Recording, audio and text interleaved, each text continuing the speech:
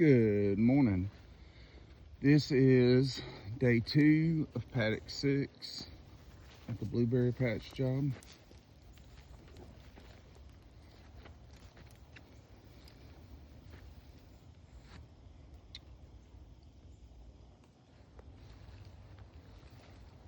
I say day 2.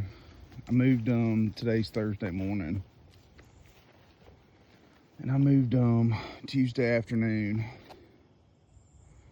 So this is what I do on a daily walk.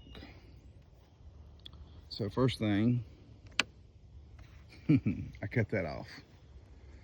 Don't want to get shocked. And I walk the perimeter, check the fence to make sure there are no signs of something trying to get in. I make sure that the animals haven't pushed something like a weed or in this case, a blueberry bush. Make sure they haven't like pushed anything up against the fence, or a weed like this guy. These are really bad because they snap. They don't spring back up, so the animals can push them up against the fence and bend them over, and they just kind of stay there. So the fence looks pretty good. So the next thing I do is come in. I normally love on the animals a little bit, but y'all don't want to see that, right? So I'm looking at the vegetation. You know, normally in intensive rotational grazing, you are looking for eat a third, stomp a third, leave a third. But when you're doing prescribed grazing on someone else's property, you know, they're wanting pretty much total defoliation. So it is a slightly different approach. Oh look, there's a prickly pear cactus. First one of those I've seen on this job. Very interesting.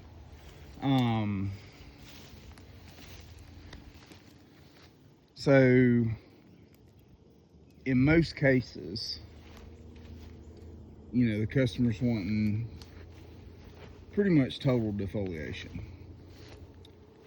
total vegetation removal.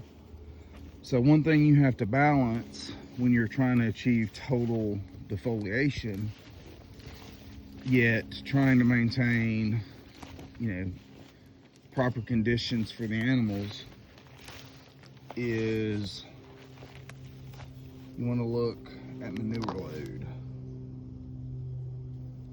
So as you can see in this corner right here, there's a heavy manure load, and you know, the vegetation's probably 75-80% eaten in this one spot, and 20% remaining. So 75% eaten or stomped, and then let me zoom out a little bit. 20% remaining.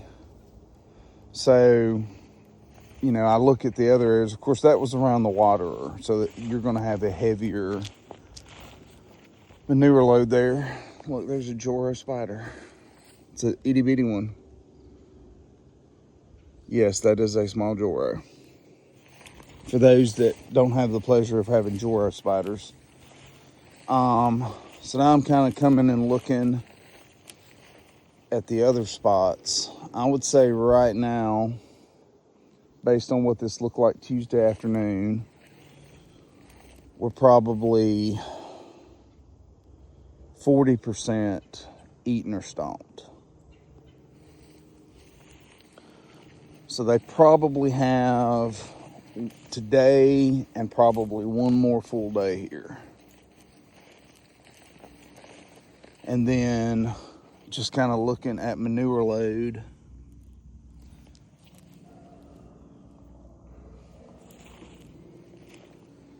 I suspect probably Friday afternoon or Saturday morning, I will move these animals.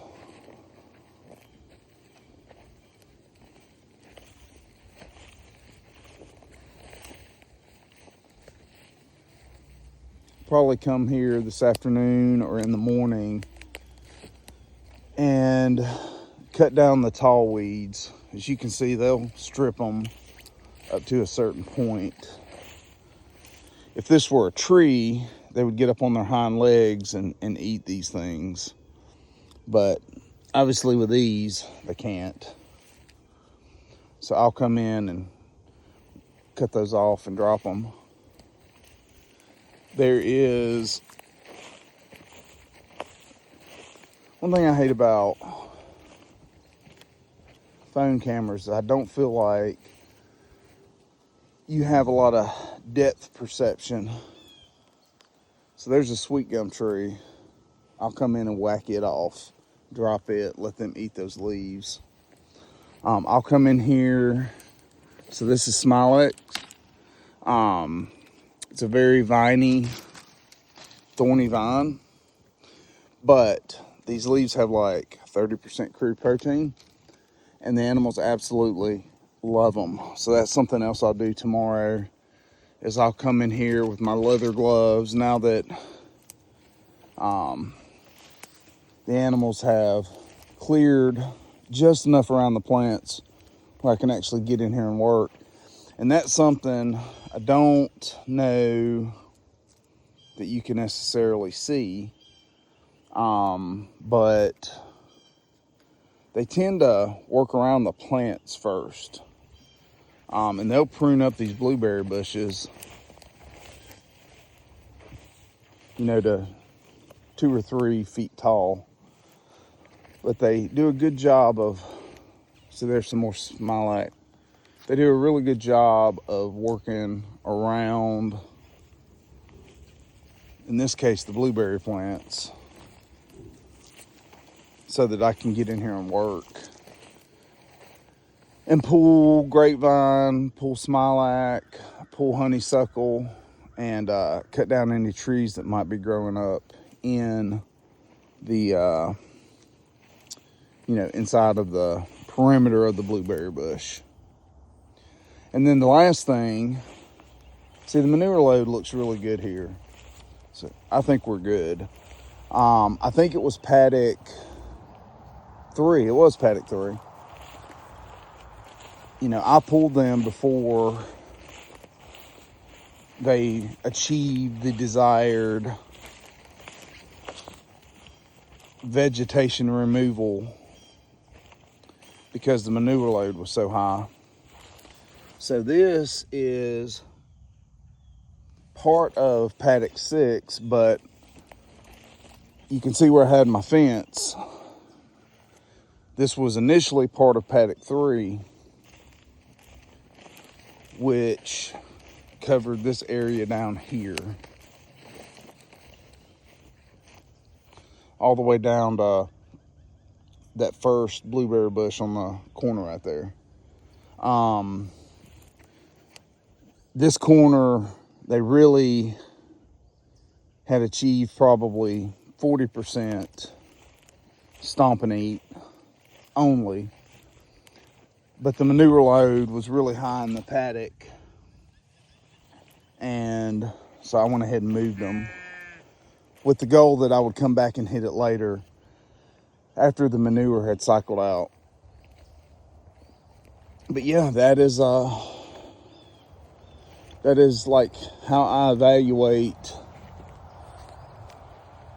the paddocks that we're doing prescribed grazing on. Y'all have a good day.